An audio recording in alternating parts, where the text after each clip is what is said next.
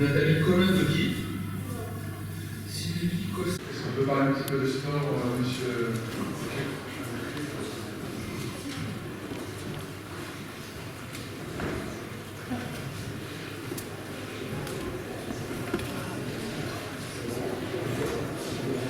Bonsoir à tous et tous. Oui, je souhaiterais faire un rapide retour sur les événements sportifs. Les clubs champéniens et sur les résultats obtenus depuis le début de la saison. Le club d'Angoulême d'abord, qui malgré les décidés par les blessures, a su honorablement participer au rayonnement de la Ligue au niveau européen et fait un début de saison parfait. Le 3 niveaux supérieurs pour se retrouver parmi les 64 derniers. Qui va s'ouvrir sur 52%. 52%, plus de la moitié. Toulouse Football Club de l'adversaire avec les Chambéry. Le dimanche 7 janvier à 17h30 au Chambéry sur le stadium. Le reste des joueurs Chambéry à Lille et Toulouse.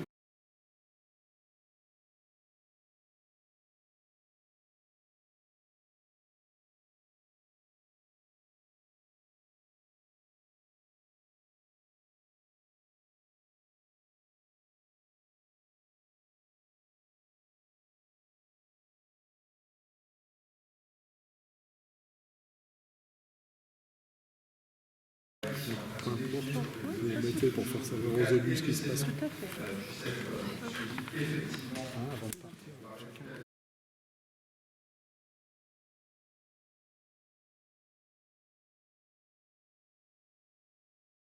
D'autres questions sur ces rapports? Je vais le voir. Non, mais ça va passer, ça, je passerai en force. Je vous remercie beaucoup. Nous avons ensuite un rapport qui est effectivement très important, qui est celui d'un contrat. Alors, Monsieur le maire, c'est pour vous. si. Merci beaucoup. Voilà. Très bien. Non, mais on va vous dire pourquoi. On a un certain nombre de revendications là-dessus qui n'ont pas été entendues. Encore une fois, alors, on est aussi. Vous avez parlé. Dialogue social. On Vous va avez... suspendre la séance quelques minutes, comme ça, on pourra Avant- discuter tranquille. Avant de quitter Désolé pour celles et ceux qui nous suivent par écran interposé, mais nous interrompons quelques instants. Ouais, ne filmez plus. Arrêtez de filmer. Voilà, merci. Donc, comme on le disait, on vous a remis sur ces documents un certain nombre de revendications. On a plein de documents qui circulent. On vous invite à en remettre devant chaque élu un document. Comme ça, ils vont prendre en considération peut-être ces choses-là, qui ne sont même pas au courant. Vous avez le mairie de quartier, par exemple, où des agents, à 100% de l'accueil des agents, ils sont en arrêt maladie depuis 3 semaines. Et donc, la collectivité nous refuse une formation spécialisée donc pour tout ce qui est les questions de santé au travail. Voilà à quel niveau vous mettez le dialogue social. On a un grade des ADZEN, des copines dans les écoles, qui peuvent accéder aux agents, comme être agent de maîtrise. Il y en a une qui est nommée agent de maîtrise depuis 2018, une sur 76. Ça fait 1,5%. Alors qu'une filière d'hommes, chez les agents techniques, c'est 18% qui sont nommés. Voilà, et là, vous mettez en avant l'égalité savante. Mais faites poser des actes. Voilà ce qu'on vous dit, des actes. C'est pas des paroles, vous êtes des élus, vous avez le pouvoir de poser des actes. On a les copines là qui demandent l'équivalent du CTI en RIF7, et c'est possible. Donc vous dites que vous avez un budget faramineux pour l'an prochain d'augmentation. Eh bien passez aux actes, voilà. On est là pour vous dire ça ce soir, mesdames et messieurs les élus. Et puis on vous souhaite une bonne continuation de conseil.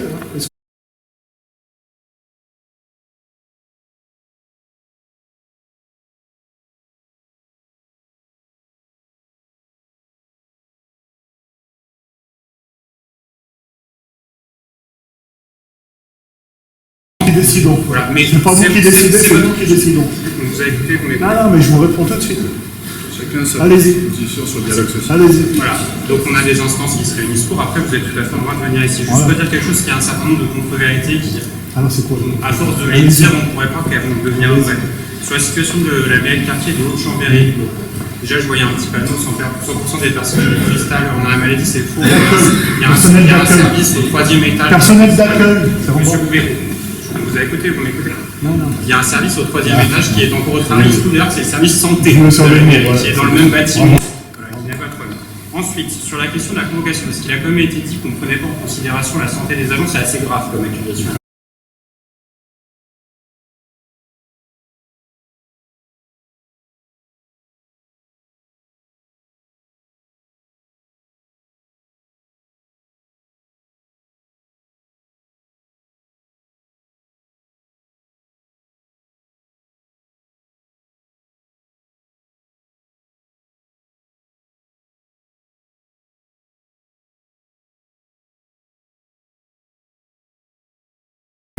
attendez. La preuve. Voilà.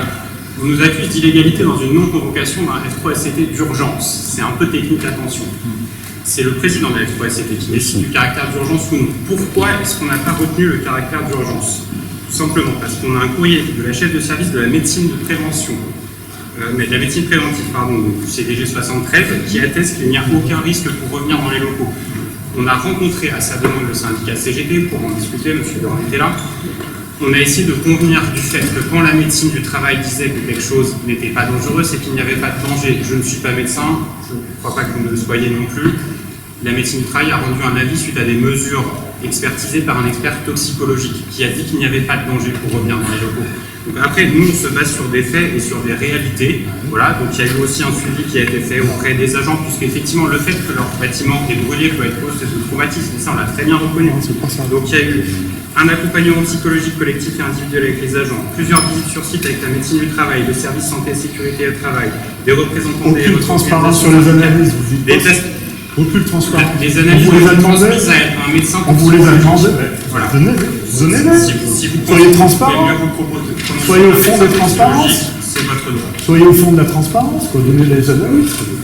Pourquoi Et pas? la F3SCT aura lieu effectivement dans les 2 mois de la date. Ah bah non, au départ convocation. c'était non, vous avez changé d'avis. C'est bien. Ah, non, On est content d'apprendre. On n'a pas donné suite au caractère d'urgence. Alors, en revanche, du fait qu'il y a de nombreux agents en arrêt, c'est évidemment un sujet d'F3SCT, c'est ce que j'ai pu exprimer à son secrétaire, et nous nous verrons dans un F3SCT tout à fait ordinaire.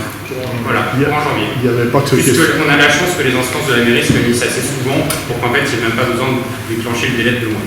Non, non. Monsieur Dely. Oui.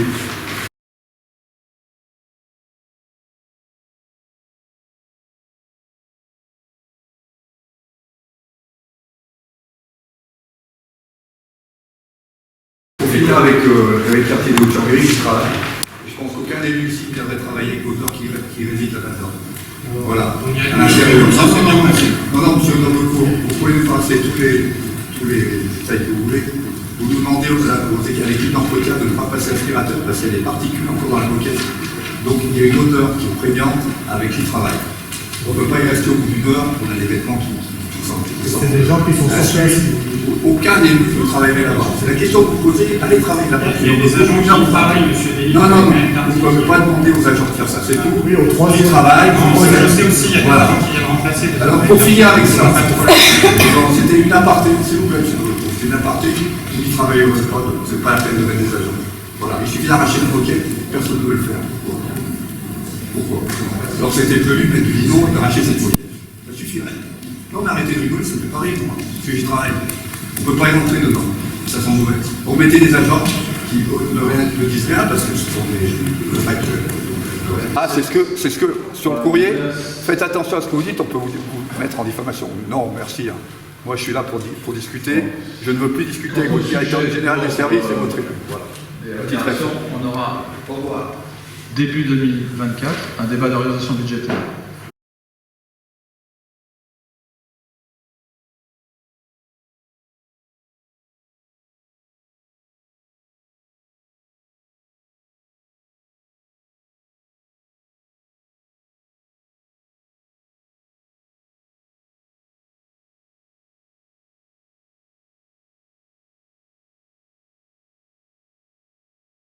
Et nous vous donnerons, parce que le dialogue social, c'est, je voulais la transparence, on vous donnera les chiffres qui ne peuvent pas être opposés. Les chiffres, c'est quelque chose de matériel, ce sont des faits.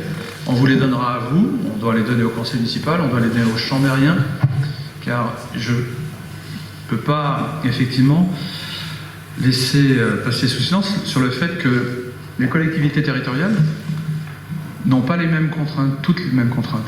Et c'est vrai qu'il est possible que 2 collectivités territoriales, dans le même territoire, puissent avoir des marges que d'autres n'ont pas. Le département de la Savoie, sur la masse salariale, 22% du fonctionnement, parce que vous avez très peu de... Et d'ailleurs, je vais continuer, 21% à l'agglo, 54% à la ville de Chambéry. C'est la réalité, c'est le poids dans les villes-centres qui assument beaucoup de services pour la population qui n'est pas que la population de la ville. Et une fois que vous serez parti, parce que ça a été le cas la dernière fois, dans un débat sur l'évolution de la masse salariale. En face, on nous a fait le reproche d'avoir une masse salariale dont le taux est trop important dans notre budget. En disant serré, il faut que vous fassiez des choix sur le personnel. Jusqu'à maintenant, nous avons pu maintenir le nombre de TP qui existent dans cette collectivité territoriale et il vous a même été indiqué qu'il y a eu une vingtaine de créations d'emplois, notamment suite à un décret sur les AESH pour accompagner les petits chambériens qui ont un handicap. Voilà. Je pense que le dialogue syndical, il peut aussi nous permettre d'affronter ensemble des difficultés auxquelles on est confronté. La ville de Chambéry doit mettre en place des dispositions votées au niveau national par l'État sans que nous n'ayons pas un centime supplémentaire de la part de l'État. Et je le redis, contrairement à ce qu'on peut vous laisser croire, la prime de pouvoir d'achat, je l'ai dit déjà, nous n'avons pu la mettre en place à la ville de Chambéry que grâce à une recette extraordinaire en 2023 et nous l'avons mis en 2023 car nous savions qu'en 2024 je ne pourrais pas la proposer au conseil municipal. Voilà. Dans d'autres collectivités territoriales, à l'agglo, non mais ensuite on parlera, on peut pas mélanger le fonctionnement et l'investissement. C'est une erreur, mais on vous le dira dans une réunion que nous ferons avant le débat d'orientation budgétaire, puisque j'ai demandé à ce qu'on puisse vous rencontrer pour mettre sur la table les chiffres et qu'on rendra public. Je pense qu'il faut que le débat, il dépasse même le conseil municipal, il dépasse les organisations syndicales et nous-mêmes. Il faut que les chambériens sachent quelle est la structure budgétaire de la ville de Chambéry. Comme ça, les choix, ils sont connus de tout le monde. Moi, je veux aussi les prendre à témoin. Le seul levier que nous avons aujourd'hui, le seul levier qui nous reste, c'est d'augmenter le foncier sur les propriétaires chambériens. Nous n'en avons pas d'autres. J'en suis désolé. Nous l'avons augmenté il y a 2 ans. Je ne suis pas dans une prédisposition pour continuer à demander plus d'impôts à la moitié des chambériens, puisqu'il n'y en a plus que la moitié, hélas, qui en paye, puisque le gouvernement a supprimé la taxe d'habitation qui faisait que tout le monde se sentait intéressé à l'évolution budgétaire de la ville. Voilà, moi je le dépassionne, parce que sinon on s'envoie des anathèmes les uns les autres, comme si on était adversaires. On n'est pas adversaires, on est dans la même barque, ou le même bateau qui s'appelle la ville de Chambéry, et on doit le gérer au mieux avec les moyens, le carburant qu'on nous laisse, et il y a de moins en moins de carburant. Vous étiez engagé lors de notre dernière réunion à faire quelque chose qui ne coûte rien à la ville, un débat sur la pénibilité qu'on mettra en route début de l'année. Nous avons posé la question en CST à M. Noblecourt et à M. Marchand, qui nous ont fait une fin de non-recevoir pour attaquer ce débat en nous disant que c'était trop long. Alors c'était votre parole qui était donnée. Ça ne coûte rien à la collectivité. C'était une étude qu'on devait faire sur tous les services. On était prêt à aider la collectivité à la faire avec vous. Voilà. On a eu une fin de non-recevoir en disant « Non, c'est pas vrai, le maire n'a pas dit ça alors que vous étiez engagé. » Monsieur Noblecourt, non, c'est bon. Je parle de monsieur le maire. Voilà. Je regarderai précisément ce sujet. Et ça, c'est gratuit, ça coûte rien. Je souhaite que le débat s'apaise, même si on est sur des positions différentes. Et avec, je jouerai la transparence totale et nous ferons les choix. Voilà, et on les expliquera les choix. En fait, nous avons demandé un rendez-vous avec monsieur le maire parce que lors d'une réunion faite avec la CGT sur le F3STT, c'est-à-dire ancien CHSTT, seule la CGT a été convoquée alors que nous avons des F3STT à FO. Nous sommes très en colère, c'est encore un coup du directeur général des services et du premier adjoint qui ne nous ont pas conviés à la réunion. Donc nous avons interpellé le monsieur le maire en voulant le rencontrer pour s'expliquer à ce sujet. On a eu une réponse aujourd'hui qui, bien entendu, je pense, vient du chef de cabinet, nous disant qu'il fallait faire attention à ce qu'on disait parce qu'il risquait de nous attaquer en diffamation. Voilà les seules réponses, alors que nous, on va un dialogue social de qualité. Voilà, c'est tout ce que j'ai à dire là-dessus. Parce que vous êtes en colère, vous dites, hein, vous ne voulez plus parler à l'adjoint, au premier adjoint. Non, nous ne participerons plus à titre FO à aucune instance. C'est une décision, pas une décision d'Olivier Delis, c'est une décision du bureau et du conseil syndical.